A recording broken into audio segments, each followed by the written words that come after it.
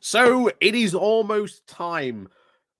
This time next week, we will know who the Tory leadership winner is going to be. And it's going to be Kimmy Badenoch. I've been saying this, I don't know how long, the fact that, she is going to win. But we have seen in very recent times, if you've been sort of, although I can, give you an excuse if you haven't been following it as closely as I have, I know. Um, but it has been now this realization that, oh no, she is going to win. And of course, we also are now getting a lot of pieces about what must the Tory leader do next? Like, what should their number one priority be? And of course, a lot of the, fools are saying, oh, no, you don't understand. They've got to deal with Reform UK first. We've been over this many, many times. Who did the Tories lose more seats to? Reform UK or the Lib Dems? Who's coming after them more? Who's got more resources to come after them? It ain't Reform UK, it's the Lib Dems. And remember, if it goes through, which it looks like it might do, there is going to be this stopping now of MPs having second jobs. And most of these, conservative MPs, they're going, well, actually, no, I can't have a second job on top of my MP one. Well, I'm just going to call it quits, which potentially means there's going to be a lot of by-elections over the next 5 years. And I can guarantee you this, it is not going to be Reform who win most of those by-elections. It is probably going to be the Lib Dems who win most of those by-elections. But, of course, we have Will Atkinson, who we turn to today, who is going to be bizarrely going to quote Machiavelli, or at least consulting Machiavelli as to why the next Tory leader really should be doing next. And let me just say this, just as it was true today, as it was true back in the 15th century, turns out a lot of people really like reading self-help books. Don't know why, but a lot of people really like reading self-help books and then actually following through on some of the bizarre things that they learn about. Excellent if it does help you. However, reading Machiavelli in today's modern age, and consulting it as a proper philosophical treatise about maybe how you should live your life, or how you should, look after your business, or, treat your business interest. Well, remember, Machiavelli was like, yeah, make alliances, but prepare to really completely screw them over at any point in the future, because you never know when it might be, worth your time to do so. Gee, Machiavelli, what an absolute fantastic 15th century guide to modern living. Yeah, people who treat Machiavelli like this really should not be listened to. But Will is going to today explain to us why the Tory leader should be taking a page out of Machiavelli's book to, well, deal with the sons of Brutus. Yeah, strap in for this one. So, before we do go getting into this, please do remember to click on the like, share, and of course the subscribe button as well down below. And of course, there is the Patreon page. There's a Buy Me a Coffee link where you can, buy me coffee. There's the YouTube thank you button. And of course, there's the Pony Club down below as well. And of course, thank you very much to everyone who does help and support the channel that way. So let's crack on then into this, because, oh my word. So, last week, having run out of episodes of Married at First Sight UK to watch. God, Will has such bizarre viewing habits. Not something I would really admit to Will, to be honest, unless maybe angling for, a TV critic job. But who knows? Maybe he might be. I turned to Quentin Skinner's Peerless Short Guide to Niccolò Machiavelli. The Atkinson family copy is very well thumbed through, though it belonged to my mother as a student. She was frequently consulted by me to little benefit during my torrid and abortive career as a student politician. Nevertheless, it is a cracking read. Yeah, gee, you should not probably be taking lessons from Machiavelli of, what was it? Renaissance Italy and Italian state politics to think about how maybe you should be running your modern political career. Um, yeah, there's a lot of people think that, oh, you can glean insights from Machiavelli. Machiavelli was writing in a very interesting, turbulent, somewhat, interesting time in Italian politics and in Italian history, indeed. However, applying lessons learned that Machiavelli talks about in today's modern world, or politics, yeah. Gee, do you think we maybe should return to like Leviathan? And be espousing the nature of how good absolute ruralist monarchies are. I don't know. I don't see many people quoting that today, but there you go. Nevertheless, of course, he continues, is a cracking read, the best introduction to the philosopher I know. One would expect from a former Regulus professor of history at England's second best university. Unfortunately, even when I tried to read for pleasure, I find it very difficult not to remain reminded of the Tory leadership race. Having started the trial, the struggle has become even more indispensable. Our indisputable and incomprehensible collective ordeal now approaches is very close. And in this case of Skinner's book, the biggest reminder came in the chapter of the discourses of Livy. Machiavelli starts to address the problem of Brutus's sons, where Laius Julius Brutus overthrew Tinquanus Subbius, the last king of Rome, and in now interest of establishing the Republic. But he discovered that his sons were, quote, led now to conspire together with other young Romans against their native city. Why? They had now benefited from the previous regime and lost out from its fall, since they were unable now to enjoy the extraordinary privileges under the consul that they had enjoyed under the king. It seemed to them that the liberty of the people had now become their slavery. For Brutus, the treachery of his sons was a threat to the new constitution that he had established. What could be done? Well, ironically, there is a modern counterpart where you would say happening now to the Tories in many ways. Well, you look at, young people en masse are abandoning the Tory party, sort of rebelling against them. Why? Because the Tory party does not offer them anything. I mean, it says it right there in black and white. There's not really too much, insight that you can do against that. But there you go. So, what could be done? Simple, says Will. Against this type of risk, the Florentine explains, there is, quote, no more powerful remedy, none more effective, none more certain than to simply kill the sons of Brutus. Gee, Machiavelli, if you've got a problem, people rebelling against you, just straight up murder them.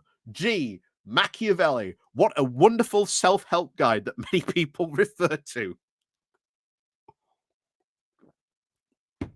Again, not, shall we say, the best book, really, to be maybe taking your political acumen from, or your political lessons from. Just straight up murder. Anyway, it may have seemed cruel, even shocking, for Brutus now to even condemn his sons to death, but Machiavelli insists that such severity is critical. He argues that whoever now sets a state free and does not kill Brutus's sons maintains himself by a little while.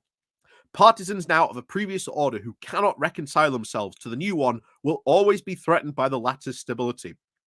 And of course, the needs of now the state require swift and decisive action. So just straight up kill them, Don't look to any maybe political needs, how you can ease the transition or look at what the problems are of that. No, just straight up kill and murder them. So, what is the response after all? If this is, the the decisive action that Machiavelli is taking, Will's advice to the next leader: just kill the sons of Brutus, Kimmy. Just kill them. And bear in mind, this would lead to a civil war. Like, this would lead to absolute open civil war, the type of which Will, in the past, an article he has argued against. But right now, he is saying, yeah, just kill the sons of Brutus. Just don't worry about it, Kimmy. So, readers may wonder how this links to Kimmy Badenoch and Robert Jerrick. Whoever wins will have done so with the support of only a third of MPs, a very worryingly similar figure that was achieved by Ian Duncan Smith in 2001 and, of course, Liz Truss 2 years ago.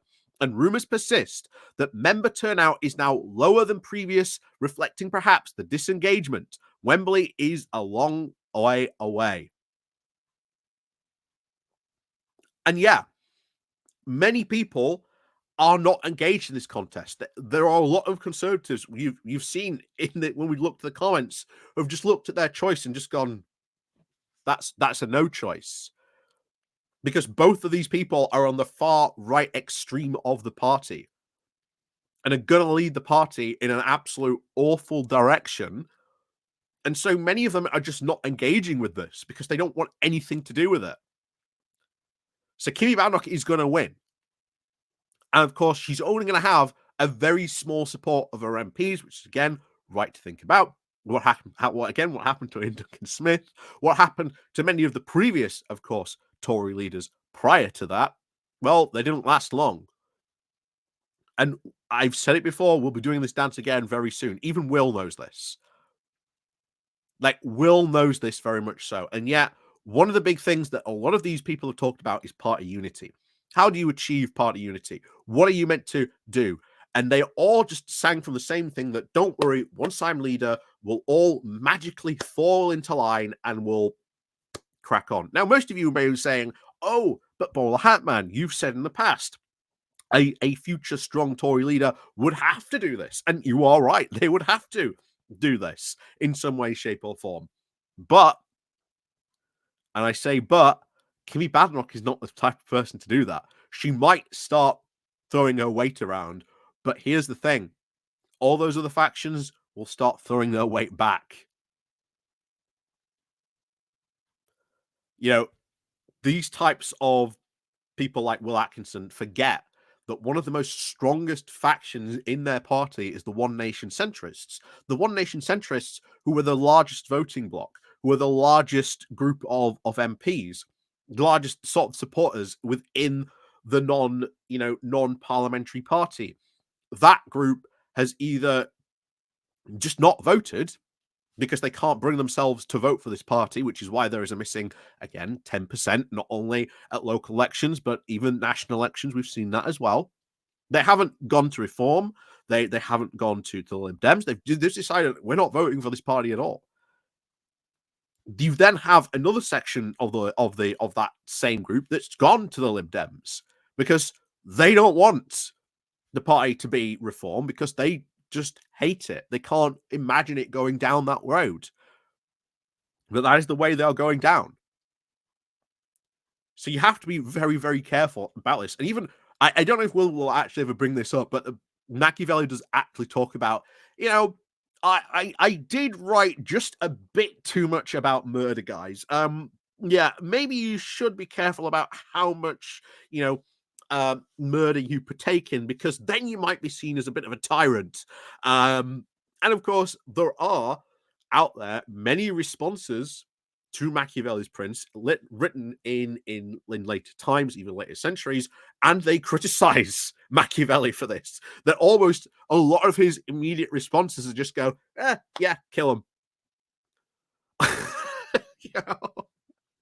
And yet Machiavelli considered this self-help guru that apparently we should all go to. Well, in reality, it should be seen as almost this self-help book, which was written in a very turbulent period of Italian politics. But there you go. Anyway, consequently now, a lot, of course, has been made of the importance of party unity. For my sanity, I do not want to be doing this again in 2 years. Well, you will be, if not a year. With a parliamentary party of only 121, we can all hang together or hang separately. The next leader cannot leave their rivals and their allies stewing on the back benches. Yeah, and here's what happens if you bring those people in, what do? We have seen constantly over the years, people aren't loyal to the party leader. Will's just pointed out, if you've only got a quarter of your people supporting you or a third of your MPs supporting you, voting for you, that's already trouble. That's already trouble. And remember, Rishi Sunak was voted in unanimously by his MPs, and even he could not achieve party unity.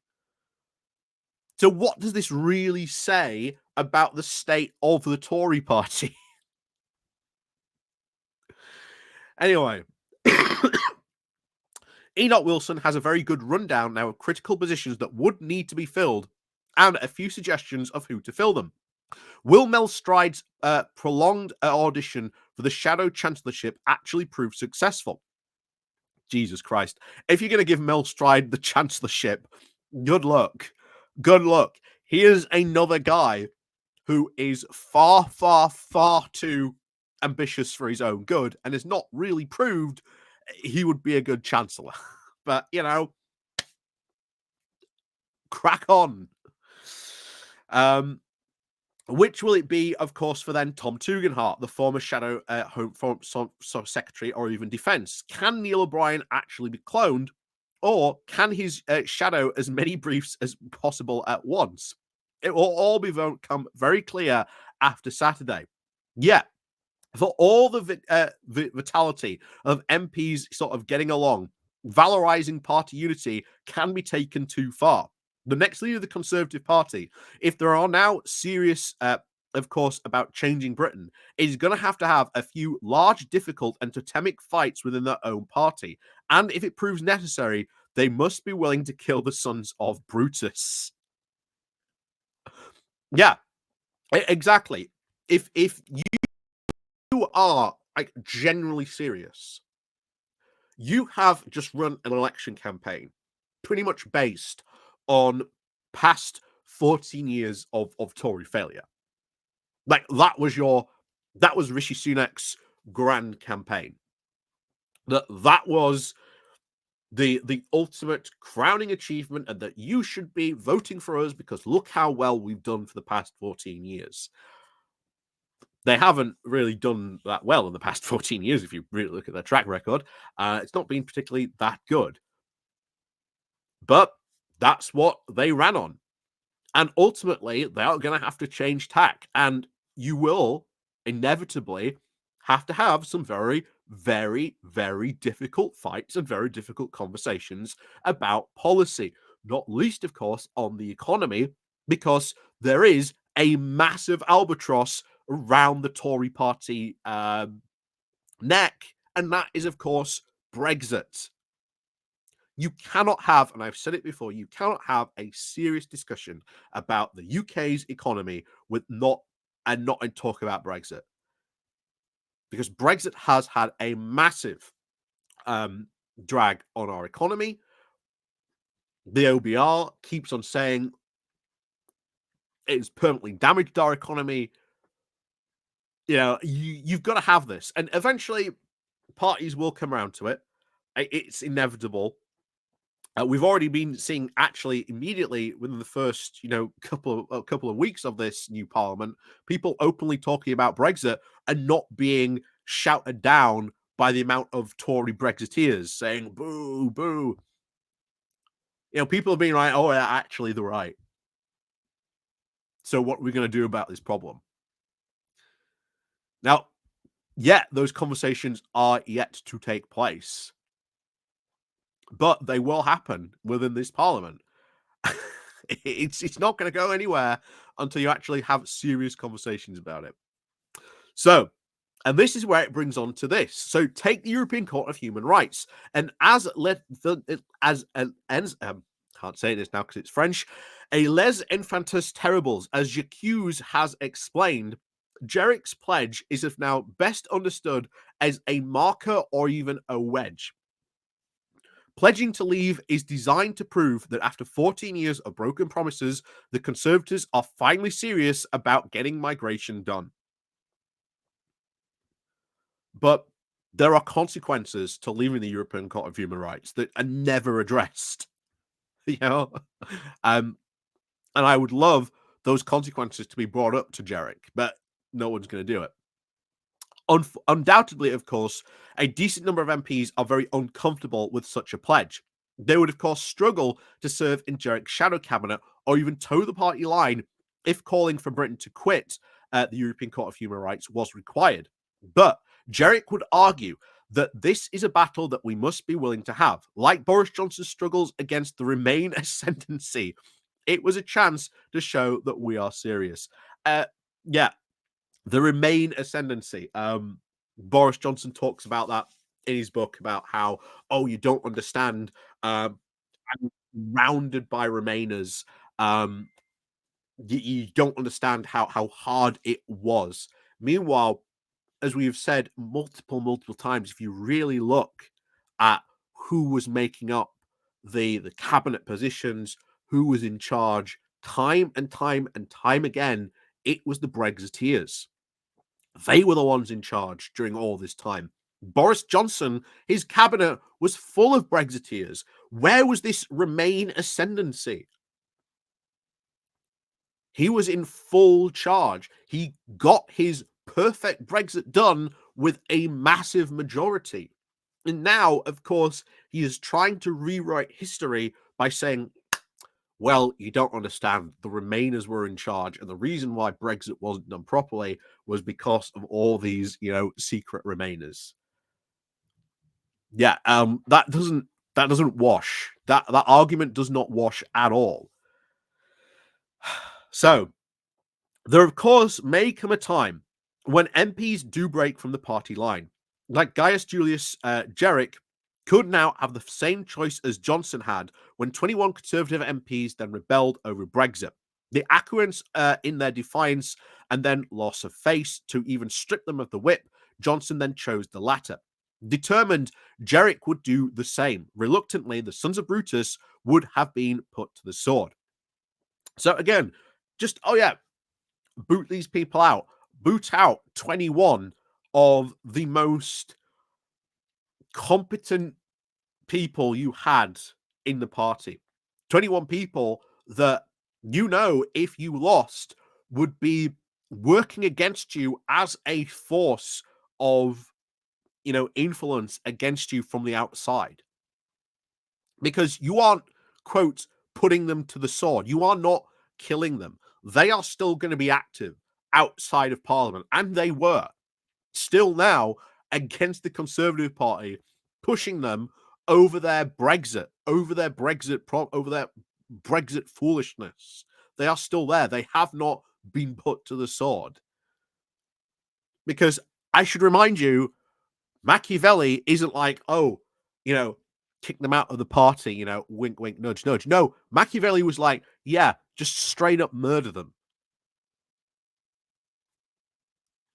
You can't really do that in a modern context. Hence why, once again, Machiavelli probably shouldn't be listened to or consulted in a modern sense. So, pardon me. So a marker then would have obviously then been laid down that this was not the same Conservative Party that seemed impotent about the small boat crossings when it soared. When Badenoch has now descended from Mount Olympus, she would surely then want to take a very similar approach on this chosen issue if she was very serious about dismantling our post-1997 shadow constitution. The thicket must be cleared. Of course, this is the whole Human Rights Act. And the thing is, we've seen this play out thousands of times with the Tory party. They hate the Human Rights Act. They absolutely loathe the Human Rights Act. They hate it because it gave people too many rights. Like, that's what it really boils down to. It's why they hate it. So they've wanted to get rid of it. Like, we can't. It gives people. They won't out say it gives people too many rights, but they'll find some other way around it. Back at that time, of course, if you look back at this stuff, you had a lot of the Conservative arguments were, oh, it gives it gives the gays too many rights. It protects them from a lot of discrimination. And yet they're still wanting to have this discussion. If you wanted to kill a Brutus, like, then a future Tory leader should be going into the party and saying, hey, look, you've all said that the 1997 Human Rights Act is absolutely awful and terrible. But you go to the British voting public, unanimous approval.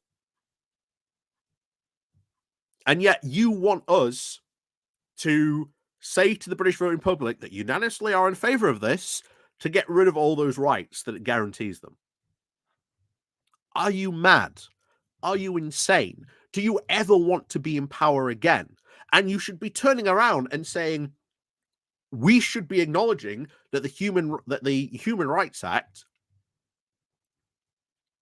was the most important piece of legislation ever delivered, and we should have been the ones delivering it. But instead we didn't. It was the Labour Party that delivered it. And that's what they really should be doing if they ever did want to get back into power. And if anyone disagrees with them about that, that's when you go, well, sorry, if you disagree with that, go join Reform. Like, that's what they should be doing. But until they get that type of leader who is really going to sort of fundamentally change the party, these types of conversations are not going to be happening. Like, these conversations are not going to happen. And bear in mind, I do think Will Atkinson is gay. As far as I'm aware, he is, he bats for the other side, as far as I'm aware. He hasn't, he's let it slip a couple of times that, there's a couple of, things he's said over the years that we've seen that makes me think, yeah, Will might be batting for the other side. But if you got rid of that, that shadow constitution, Will would suddenly find himself actively discriminated against because there aren't those protections suddenly in place. But Will is adamant that he would never be discriminated against.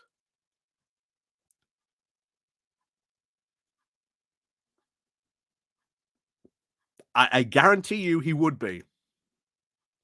Because a big part of that, getting rid of that, is because they can't have a go at the gays anymore.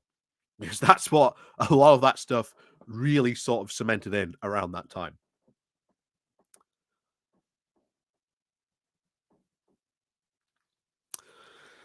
So, yeah, let's continue on with this. So, readers then might suggest that this would then be unnecessarily bold and, of course, tactically stupid.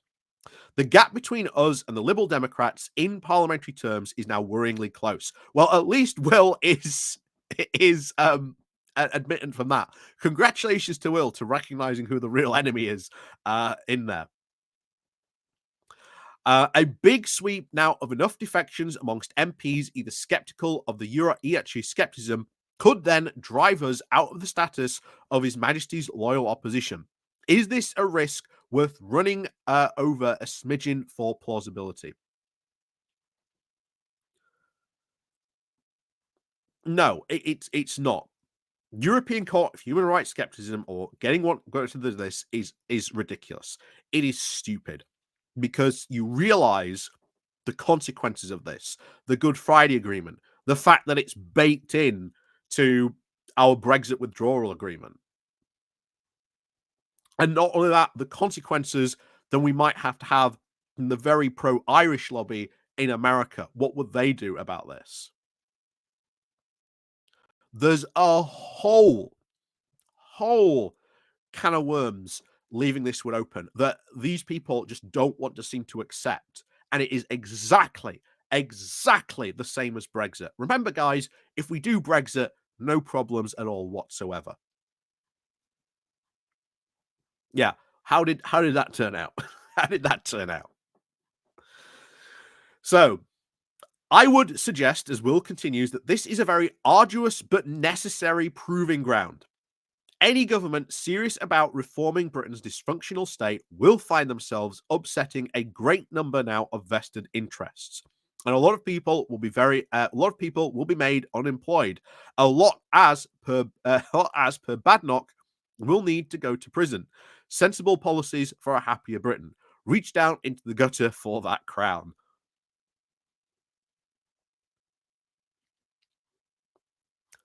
Yeah, locking up 5,000 civil servants, yeah, is not going to go well. It's not going to go well at all, especially when Badnock was asked, um, to what crimes do you mean if they are, quote, that bad that they should be going to prison? Um, why then did you not call the police on any of these civil servants? Can you name any of these civil servants that need arresting? That's what she should be challenged on, because she would never do it. Because if she did, oh, she would get sued. She would get sued so quickly on that. So, um, back to this. So earlier, of course, in the campaign, I did ask Lee Kuan Yew the question, of course, James Cleverly. Does he have the iron in him? The same now should apply to Badnock and Jerrick. The next Tory leader must not say that they are tough enough, but find some way to prove it in the attention of the vacuum of opposition. Look at how Keir Starmer dispatched Jeremy Corbyn. The latter of a two-child limit of rebels, any removal of the RIP. Bear in mind, how did Keir Starmer, quote, dispatch Jeremy Corbyn? Jeremy Corbyn did that to himself. Corbyn was told repeatedly what would happen if he criticized the report. He criticized the report. He lost the whip. it wasn't. It wasn't as Machiavelli as it made it out. But there you go. So any removal, of course, the whip would not have to be permanent if rebellious MPs were then able to show sufficient contrition. So you do it as a punishment, and then if they show contrition, well, then you can give them the whip back. But what is sufficient contrition? You know, um, I do remain open to alternative opinions, but picking now a few judicious fights within their own party, and if necessary, slaying a few sons of Brutus seems the right way to go. So basically, start a fight in the Conservative Party. Just start full scale civil war. And bear in mind, I am pro that, because that will be very hilarious to watch and watch unfold. It is a well trodden path by Margaret Thatcher and David Cameron. The next leader might find it easier to copy than poor misunderstood Niccolò. So, okay, Margaret Thatcher did, but Margaret Thatcher had an infamous bag carrier, um, and it's often done in spitting image. I can't remember the guy's name now, but you see him in all the spitting images. He's the guy with um, he has like face tattoos and etc. He wears he's always the one that wears the yellow jacket. If anyone says anything, he's the one dispatched by Margaret Thatcher, and takes care of business. There was a reason why what took Margaret Thatcher down was the accusations of terrible working conditions by one of her former MPs who happened to resign at the time. And then eventually brought about her downfall. David Cameron did absolutely not do this at all. When he was confronted by the ERC, the European Research Group, did he put up or shut up? No, he folded. He folded terribly, and that was only 13 MPs. He could have stood against them, and and done that. He could have been that will of iron, as Will so carefully put it. Will that happen? No, not at all. Will forgets that regicide is now baked into the Tory party quite sufficiently, and that loyalty, well, what does that even look like under the modern Tory party for quite some time? There hasn't been any real true loyalty. So let's see what people said in the comments. um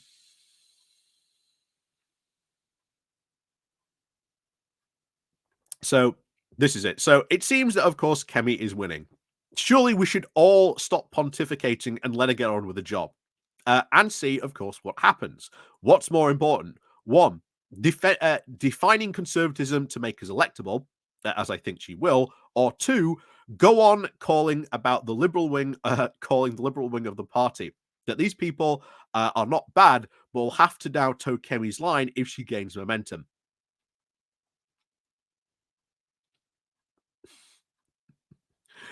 Again, just toe the line. Okay, well, how do you make these people toe the line? Do you remove the whip from them? This one, I think many of us may not have actually a real choice between Badnock or Jerick or Cleverly versus Tugendhat in the final that was more than dispiriting. There were, of course, maculations afoot. Now, various teams on at least the last vote of what I hear, Gavin Williamson being very Machiavellian. And I presume some of the new MPs now failing his line. Hence, Cleverly's supporting for voters of Jerick think that it would be easier now to beat than Badnock. So I'm beginning to think that we need to remove the whole process of the leader constants from the 22 committee. I really don't think that MPs are now best left to choose the final two. There is a huge element of voting for XYZ or Z because of personal preferment after the contest is over. I do not trust or desire for that shadow or in any actual official roles to trump the common sense of the members who just want to win the general election. How is this more radical? Someone else went, I too felt very let down given the two shortlisted candidates who looked very different, who looked very little actually difference to me. I would have liked Cleverly, at least on the ballot, even though it would have almost certainly have been Badnock or Jerick who won. Yeah, we've seen it countless times. Badnock wins every single time. She does not lose to anyone. Not being given a more centrist choice does feel like not being given a meaningful vote removed. I wonder how the others would have felt in the shortlist had it been Tugendhat or Cleverly. But we are where we are. It is a Badnock or Jerick. Looking for better choices, then go to Starmer. I will give them a chance as leader or for the sake of party unity. Yeah. Interesting. So this was quite fun. The only vested interest that the Conservative Party should be attacking is that of the supporters of Brexit, who cannot bring to admit themselves that their project has been a complete disaster for the nation and for the party. Was to never, of course, remotely even conservative or right wing in its conception, let alone its consequences, and should have been completely reversed, with the UK becoming a full member of the EU as soon as possible. This is now the vacant space in British politics, with a very clear majority of public opinion recognizing the failure of Brexit, but the self-interest now of Labour and Liberal Democrats now preferring to let this discontent persist. Since we are the ones who take the blame for that failure, it is now an urgent endeavor. Machiavelli is indeed instructive. For he spent his entire political career striving now to preserve the independence of the Republican liberties of Florence, only to realize that after independence, that all those liberties had been extinguished by the return of the Medici as a despotic puppets of the Habsburgs, and his own imprisonment and torture. Again, very true. That he had then now contributed to the extinction of the only hope for the preservation of Italian freedom, prosperity, and power, and the creativity of the Renaissance in favor now of a new nation states of Spain and France, which easily then dwarfed every senate in the peninsula. Unity, identity, a historical parallel with contemporary Europe, which I've heard very closely with Miss Maloney make on several occasions, and which explains why does she not remotely sympathize with reform or Farage. Again, true. There is going to have to be a fundamental reckoning with Brexit in the Conservative Party. It's inevitable that will happen. But sooner or later, it will happen. It will happen sooner or later. It's just not there yet, but it will happen.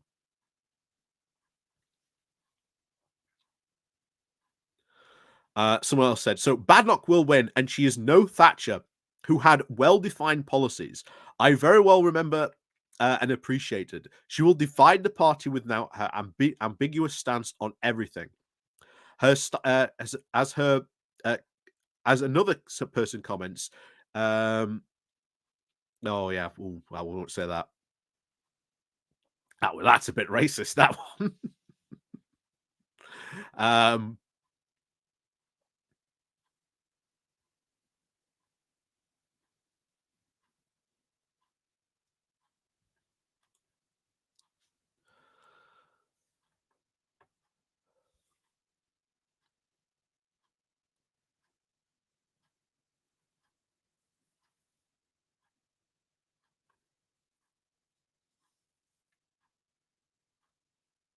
are there any other good ones that could be? Ah, here we are. So yes, an interesting allegory, and it could be the subject over who the sons of Brutus actually are. I would suggest that they are the One Nation caucuses, the Liberal Democrats in disguise, who didn't like Brexit, and they benefited from the centrism of the last 14 years since Cameron, and now, like spoilt children, are not picked for the team, cannot ever bear to support either of the remaining two candidates. Um, Bear in mind, it is the centrists who have, for years, been at the core. There's this idea that they only sprung up under David Cameron. No, the centrists, the One Nation of the wing of the party, has been around for a long while, even under Margaret Thatcher. In fact, I believe, I'm sure someone will correct me. I think it was the One Nation group that gave Margaret Thatcher a lot of power. Like, that was her support base, I do believe. But how times quickly change. So they demand unity, but only around them. The problem is now that with only 121 MPs, can they be disfenestrated? And if so, how? Perhaps another allegory will, of course, be Julius Caesar, who disposed of the old order now in an attempt to remake the Republic, yet was disposed by the great grandsons of Brutus, and by then, by doing so, brought about the rule of Octavian Augustus Caesar. Does the Conservative Party have an Augustus waiting in the wings? Absolutely not at the moment. There is no one you can really say who could do that. Um, of course, bizarrely, now we go on to a vote for the Republic.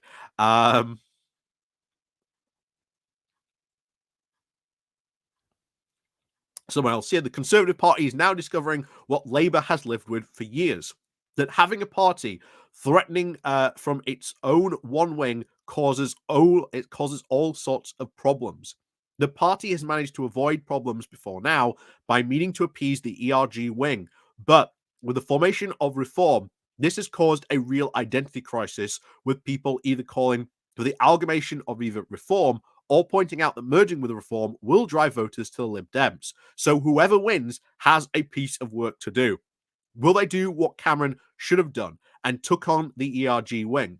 Or do they actually finish Johnson's work and drive out the remaining One Nation group?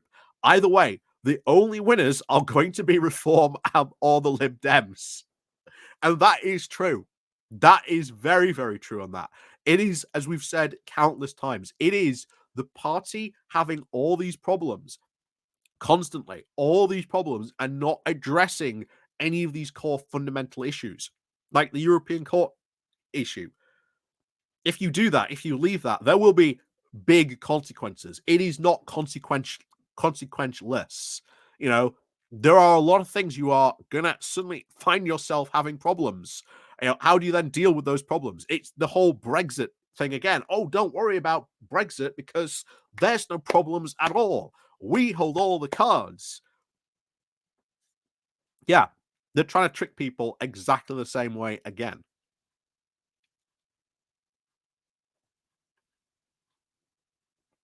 So let's finish off. So the party actually needs to reflect and reorganize, and I cannot see either candidate having the nerve to actually do so.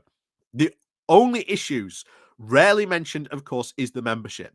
How many will be around in 10 years? Appealing to a rapidly aging cohort that does not reflect the wider electorate is dangerous. Uh, Again, something else we've been pointing out many, many times that they are not doing. Given, of course, there is no way that the party will win in 5 years' time, then developing policies that voters actually themselves now see aged will not even now look good. Someone else says, I agree with this analysis. The party cannot be both remain and leave at the same time. This is the cause of our current kicking from the electorate. Voters told us that they wanted in the referendum, but we didn't deliver, and we are still arguing the point. What motivation is there to re-elect us if we do not rally behind that referendum mandate? Um, you got your referendum. The mandate of the referendum has been done. The UK has left the European Union. But it is these Brexit headbangers, these hardcore idiots who keep on banging the head.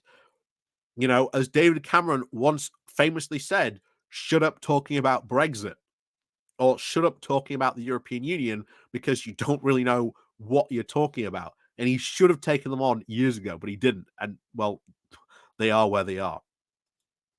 Someone else then says, except that in the last 5 years, the Lib Dems lost over 200k of voters and Reform picked up 3.5.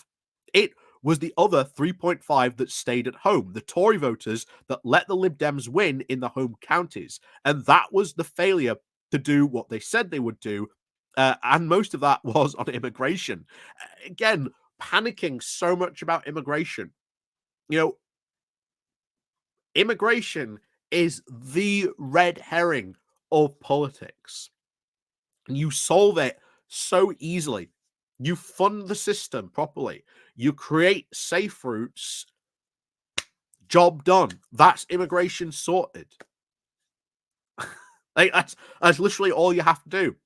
And then you make the case of, okay, guys, well, you don't like immigrants, but guess what? Most of those immigrants are now paying for your pensions. They're paying to keep those, you know, care homes open that you're probably going to end up in a couple of years' time. You know, they are economic necessity to the UK. Like it or not, immigration is a far bigger source for good than it is for bad. But of course, oh, my culture. What is happening to my culture? If we've meant to be had like this massive um, influx of immigration over the years, what has actually changed about British culture? Because as someone who has lived through again this apparent immigrant wave, I have not seen British culture change.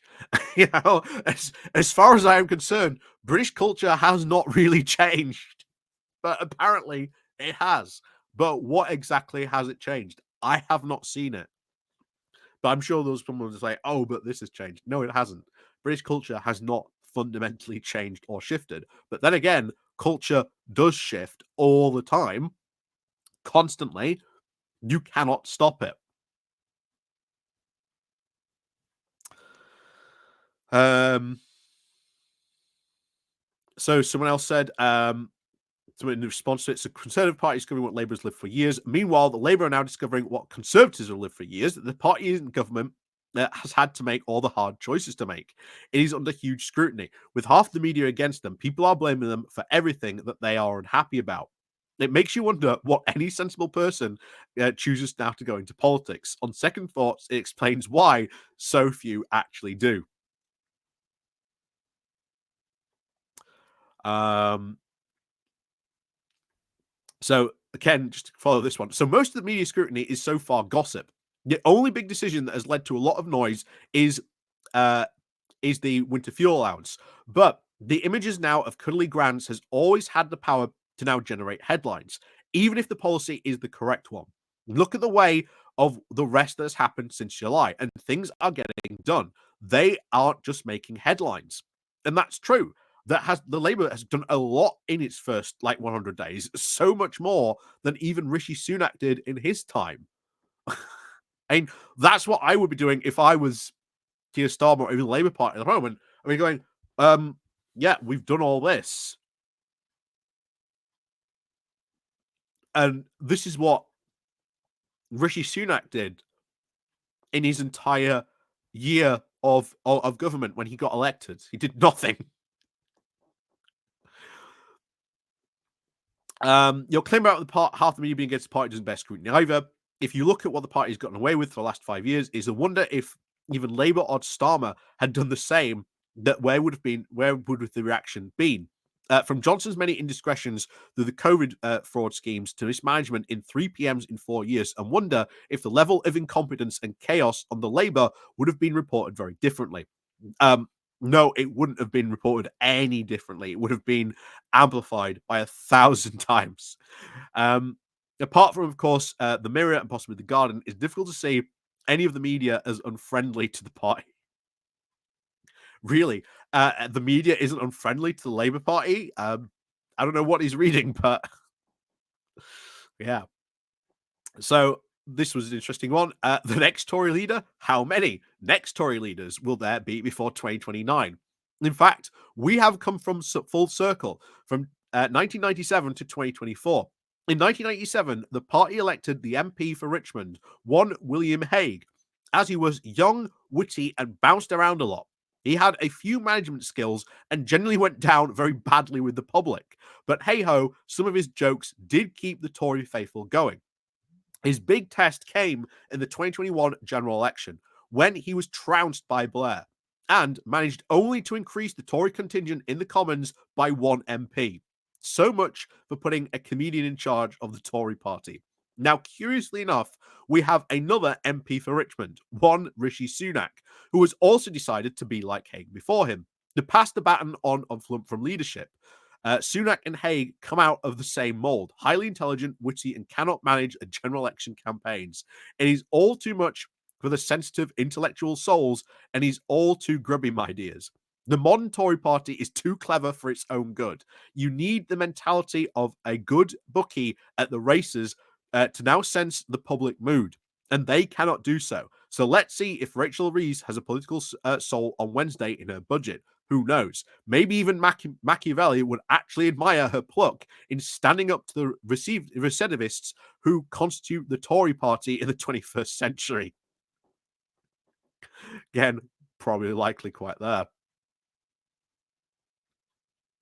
Um, Someone else says there, yeah, in response to slaying a few sons of Brutus. Someone says, "Oh, Fabo, more infighting, just what we need from the Conservatives, whilst Labour is given completely free rein to do what they like." Badnock, who is now heavily tipped to win, is not my leader of choice. Jarek isn't really either. But in the name of party unity, I will remain a member and at least support them simply because the Labour alternative is so much worse. Yeah, so much worse. Please do tell me how. But to pick a fight with conservatives like me because we are, quote, the wrong kind of conservatives, and I'm gone. Gee, what do you think is going to happen? What do you think is going to happen? Um, Tolerance needs to work both ways, and a party trying to push off parts of MPs and members and supporters when it already is now down is madness. Yes, this is interesting. Oh, another interesting one here. Atkinson mentions the possibility of losing status of the official opposition. I do not think this has ever happened before. It is difficult to imagine most voters thinking anything other than this would be a ridiculous position for the party to find itself in, or even contemptible. Is this a serious article? No, it is absolutely serious. Like, if you are a conservative and you are worried about the Lib Dems, congratulations. Your mind is in the right area. Like, you are actually recognizing who the real threat is, because Ed Davey said so at the conference. I am going to make sure our party becomes the main party of opposition. We aren't going to win the next election, but my aim is to make the Lib Dems the main party of opposition. And right now, given the current Conservative Party, there is every chance that could happen. Every chance that could happen. This is incredibly serious. And that's where their serious threat is coming from. And if you are conservative and you cannot understand why the Lib Dems are the serious, um, threat to you when you think it's the reform candidates, then by all means, crack on with that and see how far that gets you, because then you really will end up being, pushed into third place. Someone then responds to him. The Conservative Party, of course, doesn't have a divine right to be the opposition or even to exist. Times have changed. Uncontrolled immigration has changed everything. What uncontrolled immigration? We have a department that controls immigration. um, There were, of course, polls before the first and last general election did showing the Lib Dems becoming the official opposition. The Independent reported on Redfield and the Wharton poll on third that would have put the Conservatives at least on 24 seats and the Lib Dems now as the opposition. And there were obviously other similar predictions. Farage, not based on any data, has suggested that reform will become the real opposition. Again, not going to happen because there's no data to support that claim.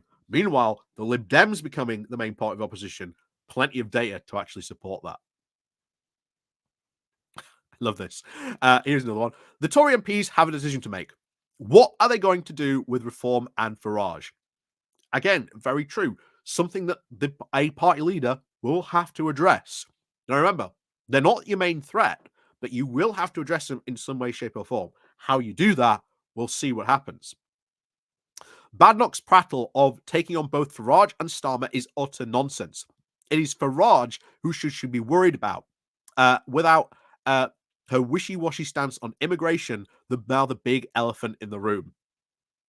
Again, immigration, red herring of politics, absolutely red herring into this. So else says you can distill down most of Machiavelli's wisdom into if you must do something, do it fully and completely and immediately, because failure to do what is necessary is weakness. And most of what you have to do is, just commit a couple of murders. It's like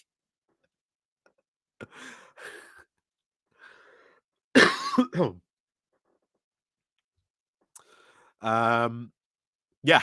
Meanwhile, back in the real world, a mediocre leader will look at a puddle of talent from which to form a shadow cabinet. And it looks as if Badnoch will win. If so, heaven help us. I listened to her over our interview with Nick Robinson on Saturday, and what on earth does she offer? No practical policies, just vague assertions about the state doing too much. Okay, then what? What elements of state expenditure would she cut? Old age pensions, the NHS, social care. Exactly what I've said every single time. Whenever one of these conservatives brings up the state doing too much, you should ask them, okay, what element of the state should we cut? And just bring up these things. Because the biggest expenditure of benefits isn't unemployment benefit, it's old age pensions. So should we be getting rid of old age pensions? After all, if you want a smaller state and it's doing too much, you know, really bring out the fact that these conservatives hide what they say when they say that. She hardly comes across as a politician that people are willing to warm to, which she has rather strange enunciation of words, and it completely prickles. This is a sort of very coldness. She may be the darling to some Tory party members, but she is a surefire vote winner. She is not. Yeah, there was only a puddle of talent in the government, and it looks now drier in the desert in midsummer. Um, Someone else replies, yes, you are absolutely right. While she may be popular amongst a faction in the Conservative Party, I see no evidence that she has real support amongst the wider voting public. And if anything, will be a complete turnoff. What with her now rather rude and dismissive attitude to anyone who doesn't agree with her viewpoint, and her ability to pick fights with an empty room. What did I say? What have I been saying before? Yeah, she's going to be fun to report on. Make no mistake, if Kimmy Badnoch wins, it's going to be great for content, but bad for the Tories. And long may that continue, because the worse they do, the more content I get to talk about on this channel about them. I just don't see what qualities obviously she has a unifying figure, not even with her own party. I do suspect if she wins, she will not be the leader come the next GE. Again, quite right. Um,